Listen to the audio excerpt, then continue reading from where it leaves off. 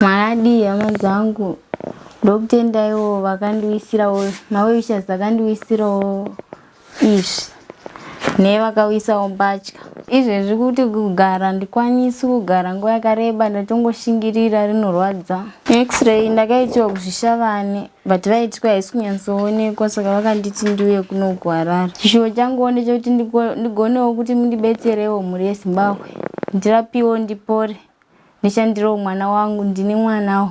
Ndichikumbira kubetserwa nemari yekuti ndikwanise kuenda kumadoctors kwandakaendinde nepekugarawo. Pari zvino ndachikumbirawo pekugara nekuti izvezvi kwandakauya uku ndiri kugara namainini nabamunini togara mu1 room.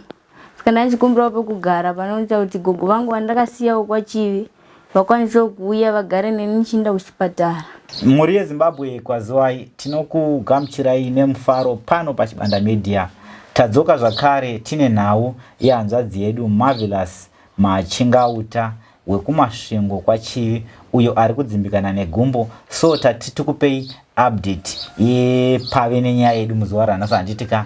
Asati tapinda muupdate toda kutora mukana unoyu kutenda zvikurusa ma-well wishers vari kuCity of Edmonton muri muCanada, pamwe chete nema-well wishers vari kuCyprus muTexas muri muUSA naika ndo vakatipawo mari yekuti titenge commode yamuri kuona iri kubuda pascreen iyo.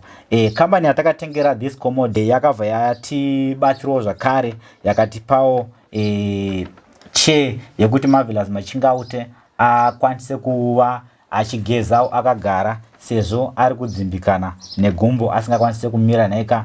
Ndo zvamuri kuona zviri kubuda pascreen apo izvo. Kambani iyi inonzi iyo Made Hour, inowanika iyo pa41 Wilson Road Milton Park muri muno muguta reHarare. Ndo vane nhamba dziri kubuda pascreen apo. Kana uchinge une zvauri kutengawo unokwanisa ita se kuvabata handitika. Marvelous wakadi Ndingani mukoma makadi. Aiwa tinofara zvedu amenorise gumbo. Rinorwadza. Handitika ndikuona kuti tiri kuita seravedzera kuzvimba zvisingaite. Chokwadi. So ruzhinji rungade kuziva kuti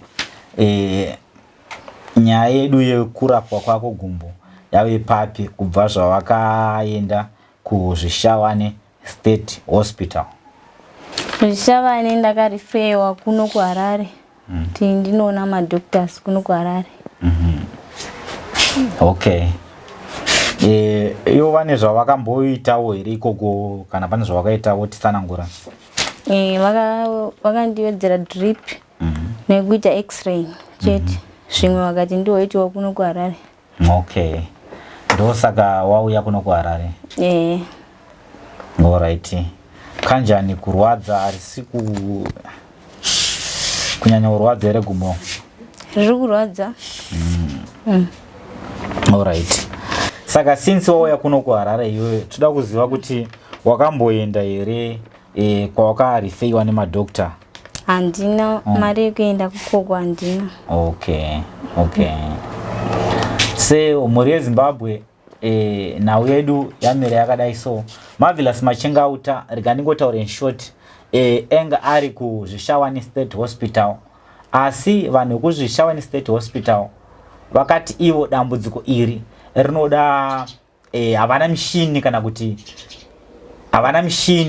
kana kuti madoctors vanokwanisa kuongorora dambudziko iri vari kuno kuHarare. Ndosaka akarifeiwa kuti auye kuno kuHarare. Dambudziko ravepo iko zvezvi nderekuti mari dzekufambisa kuti ave anoenda kumahospitals ari muno muHarare pamwe chetewo nezvimwe zvakawanda zvakasiyana siyana zvingavede kuti ave anobatsirikana atange kurapwa gumbo rake. Vanoda kubatsira Marvelous Machingauta, sunungukai kubata isu veChibanda Media panhamba dzedu dziri kubuda pascreen apo. Hama dzadiwa, munongobatsirawo nezvamabatsira nazvo, ingave advice, ingave mari kana accommodation zvakare, nekuti paari kugara pacho pari kuratidza kuti asiri really comfortable.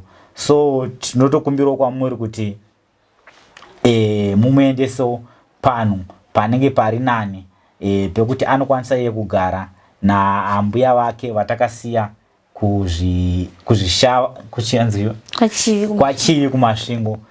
Vengu vari kugara naye kuti vauyewo muno muHarare vakwanise kuita sei kumubatsira mune zvakawanda. Nditika anokuoneka nemufaro ndiManus Manokwachibanda, ndiri muno muDZ Extension Harare. Pari zvino ndoti chisarai zvakanaka.